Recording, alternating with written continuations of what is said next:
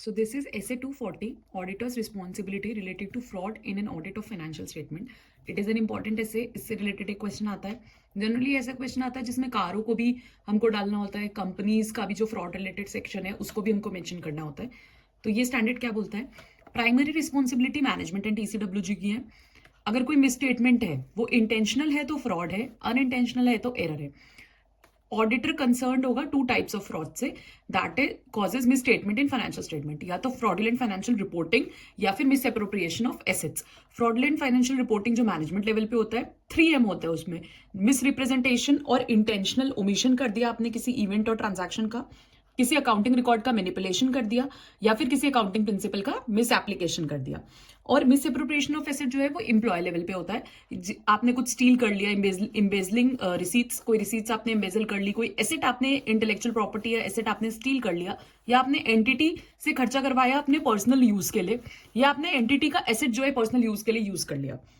Risk of not detecting miss statement, of course fraud है तो ज्यादा रिस्क है एरर के कंपेरेटिवली. और मैनेजमेंट ने कोई अगर करी है मिस्टेक, मतलब मैनेजमेंट के थ्रू कोई मिसस्टेटमेंट है तो ऑफकोर्स वो ज्यादा रिस्की होगी एम्प्लॉय के, क्योंकि मैनेजमेंट जो है वो कल्यूजन में जाके हाई लेवल फ्रॉड्स कर सकता है. अब ऑडिटर की रिस्पॉन्सिबिलिटी क्या है? Professional scepticism. ऐसे 200 में आई हैव सेड दिस कि ये word being alert to situation, ये हमको बहुत जगह यूज करना पड़ेगा. तो फर्स्ट यहीं पे आ गया कि ऑडिटर की रिस्पॉन्सिबिलिटी है प्रोफेशनल स्केप्टिसिज्म रखना, और डॉक्यूमेंट्स को हम जेन्युइन ही मानेंगे.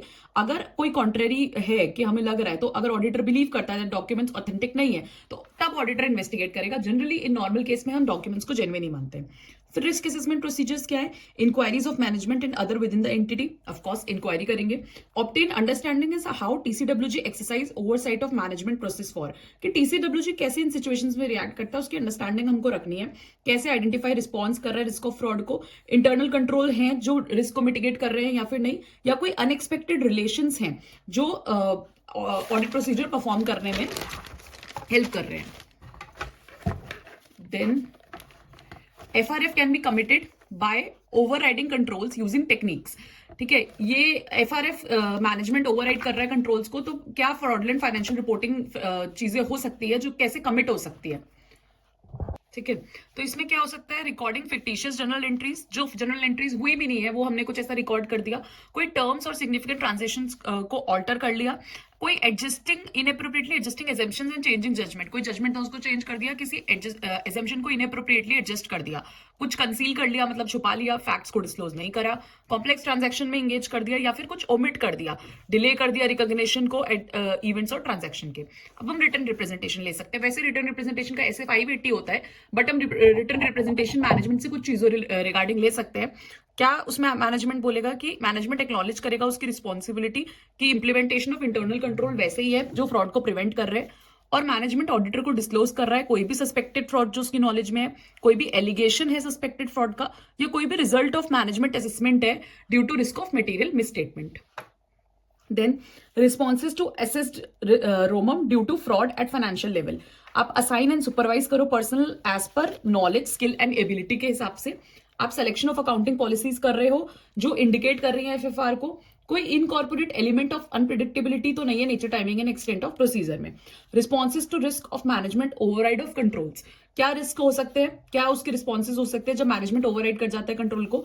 एक तो irrespective of auditors assessment of this risk, auditor shall, auditor ने कितना भी असेसमेंट कर रखा है फिर भी ऑडिटर को रिव्यू करना है, एस्टिमेट कि कोई बायस तो नहीं है. कोई सिग्निफिकेंट ट्रांजैक्शन अगर outside normal course of business है तो उसका रैशनल इवेल्युएट करना है, और टेस्ट करना है कि appropriateness of journal entries and adjustments financial statement में मेड है या नहीं है. देन उसके बाद कम्युनिकेशन आएगा. हम TCWG को कम्युनिकेट करते हैं और मैनेजमेंट को कम्युनिकेट करते हैं. हम मैनेजमेंट को कम्युनिकेट करेंगे फ्रॉड टाइमली बेसिस पे, और TCWG को हम तब कम्युनिकेट करेंगे जब TCWG उसमें इन्वॉल्व ना हो उस फ्रॉड में टाइमली बेसिस पे. क्या ऑडिटर सस्पेक्ट करेगा फ्रॉड, और या फिर कोई फ्रॉड रिजल्ट्स है जो मतलब कोई ऐसा फ्रॉड है जो मटेरियल मिसस्टेटमेंट में रिजल्ट करता है. प्लस आप अपना nature, timing and extent of procedure भी डिस्कस कर लोगे. रेगुलेटरी अथॉरिटीज को आप कम्युनिकेट करोगे. ऑडिटर की ड्यूटी है जब मैनेजमेंट और TCWG fail to take corrective action, आपने मैनेजमेंट ने TCWG को बता दिया, स्टिल कोई एक्शन आपको नहीं दिखा है, तो ऑडिटर की ड्यूटी है आपको कॉन्फिडेंशियलिटी रखनी है, लेकिन legal responsibility will override the confidentiality. Legal responsibility होगी, कॉन्फिडेंशियलिटी ओवरराइड हो जाएगी. फिर auditor unable to continue engagement due to fraud auditor encounters exceptional circumstances that question auditor's ability to continue auditor shall. अगर कुछ ऐसे एक्सेप्शनल सर्कमस्टांसेस हो गए कि अब ऑडिटर जो है एंगेजमेंट में कंटिन्यू नहीं कर पा रहा है, तो सबसे पहले वो अपनी पीआरएल रिस्पॉन्सिबिलिटीज को निभाएगा, that is professional, regulatory and legal responsibilities, और विड्रॉ करेगा मैनेजमेंट से डिस्कस करने के बाद। ओके फिर कुछ फ्रॉड रिस्क फैक्टर्स होते हैं, दैट इज कुछ इवेंट्स और कंडीशंस होती है जो इंडिकेट करते हैं आपको कि फ्रॉड हो सकता है, वो फ्रॉड रिस्क फैक्टर्स होते हैं। 3 तरह के होते हैं, incentive of pressure, rationalisation, attitude to commit fraud, और अगर एग्जिस्टेंस ऑफ फ्रॉड नहीं है तो रिस्क ऑफ मटेरियल मिसस्टेटमेंट हो सकता है उस फ्रॉड की वजह से। अब relationship between management and auditor strain खराब क्यों होती है, डफर, ये 4 रीजंस होते हैं। डोमिनेटिंग मैनेजमेंट बिहेवियर, मैनेजमेंट बहुत डोमिनेटिंग है, या फिर unreasonable demands of auditor, auditor जो है वो अनरीजनेबल डिमांड्स कुछ ना कुछ रख रहा है, या फिर फ्रीक्वेंट डिस्प्यूट्स, हर बात पे बहस हो रही है, हर बात पे आर्ग्यूमेंट हो रहा है, या फिर रिस्ट्रिक्शन ऑन ऑडिटर, आप मैनेजमेंट जो है ऑडिटर पे रिस्ट्रिक्शंस लगा रहा है। ठीक है, फिर जो एफआरएफ होते हैं, जो फ्रॉड रिस्क फैक्टर्स होते हैं जो कि इंडिकेट करते हैं कि फ्रॉड किस वजह से है, वो 2 लेवल पे होते हैं। जैसे फ्रॉड भी 2 लेवल पे होता है, management level and employee level. तो ये 3 तरह के होते हैं, incentive pressure, opportunities and attitudes and rationalisations. ये जस्ट रीड के लिए है, इससे रिलेटेड कुछ केस स्टडी में ऐसा आ सकता है, डायरेक्टली ऐसे तो क्वेश्चंस नहीं आते हैं। अब जैसे इंसेंटिव में प्रेशर है तो मैनेजमेंट लेवल पे कैसा होगा कि कोई रैपिड चेंजेस हैं, कोई न्यू अकाउंटिंग और रेगुलेटरी रिक्वायरमेंट आ गई, हाई डिग्री ऑफ कॉम्पिटिशन हो गया, या डिक्लाइन इन कस्टमर डिमांड हो गई, रैपिड ग्रोथ हो गया, कोई ऑपरेटिंग लॉसेज हो गए, नेगेटिव कैश फ्लोज हो गए। और एम्प्लॉय लेवल पे कैसे होगा, पर्सनल फाइनेंशियल ऑब्लिगेशन कोई आ गई, या फिर एडवर्स रिलेशन हो गए एंटिटी से, तो फ्रॉड हो सकता है। Anticipated future lay off, employ को पता चल गया कि आगे जाके मुझे निकालने वाले हैं, या फिर एम्प्लॉय कॉम्पेंसेशन कुछ चेंज हो गई है, एम्प्लॉय जिससे सेटिस्फाइड नहीं है, promotion compensation inconsistent with expectation, why employ is not satisfied, जो होगा या होने वाला है। फिर अपॉर्चुनिटीज क्या हो सकती है मैनेजमेंट लेवल पे, रिलेटेड पार्टी ट्रांजैक्शन है, कोई outside normal course of business, कोई स्ट्रॉन्ग फाइनेंशियल प्रेजेंस है, कोई बेस्ड ऑन सिग्निफिकेंट एस्टिमेट है, या फिर सिग्निफिकेंट और हाईली कॉम्प्लेक्स ट्रांजैक्शन है, यूज ऑफ बिजनेस इंटरमीडियरी है, या ऑपरेशन एंड टैक्स हेवन है। इसको जस्ट रीड करना होता है 3-4 बार, दैट्स ऑल। इसका केस स्टडीज फॉर्म में आता है, डायरेक्टली ऐसे नहीं पूछा जाता है। फिर एम्प्लॉय लेवल पे अपॉर्चुनिटीज कैसे हो सकती है, कैश इन हैंड लार्ज है, चुरा सकते हैं, स्मॉल इन्वेंट्रीज है, हाई वैल्यू ऑफ डिमांड है, इजीली कन्वर्टेबल एसेट्स है, या फिर फिक्स्ड एसेट्स स्मॉल साइज में है, lacking observable identification of ownership, पता नहीं है किसके हैं, गायब हो जाएंगे।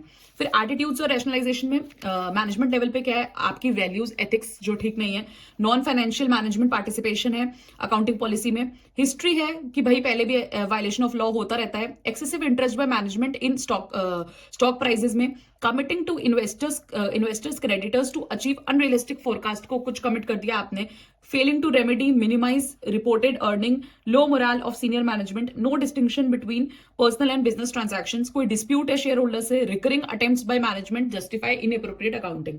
और एम्प्लॉय लेवल पे एटीट्यूड और रैशनलाइजेशन कैसे इफेक्ट करेगा, disregard for need to monitor risk of misappropriation of asset, disregard for internal control over misappropriation, behavior indicating dissatisfaction with the entity and changes in behavior, tolerance of petty theft.